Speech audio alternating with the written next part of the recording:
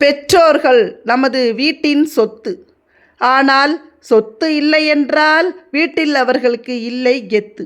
வயதாகி விட்டாலே எல்லாரிடமும் ஒத்து. அவர்கள் வாழ்க்கையோ தினமும் செத்து செத்து. முதியவர்கள் இல்லாத வீடு புத்தகம் இல்லாத நூலகம் போல வெறும் வெத்து. கல்வி கற்றால்தான் அறிவு வரும். கல்வி கற்றால்தான் அறிவு வரும். கடவுளாக வாழும் இவர்கள் இருந்தாலே அறிவும் வரும், ஆற்றலும் வரும், அனுபவமும் வரும், வாழ்வே நிறைவு பெறும்.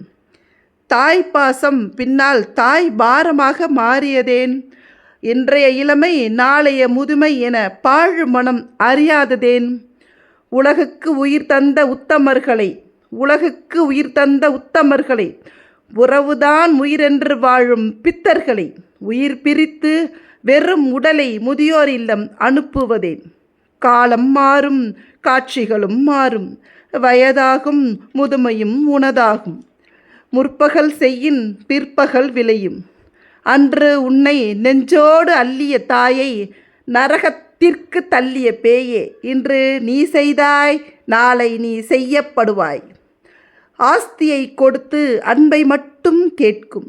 இன்னல்களை கடந்து இடர்களை சுமந்து உன் இனிய குரலை மட்டும் கேட்கும். அம்மா சாப்பிட்டாயா?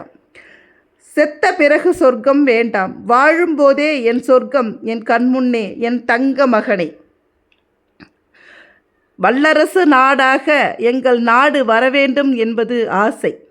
வல்லரசு நாடாக எங்கள் நாடு வரவேண்டும் என்பது ஆசை. வரும் காலம் முதியோர் இல்லம் என்றால் என்ன? அது எப்படி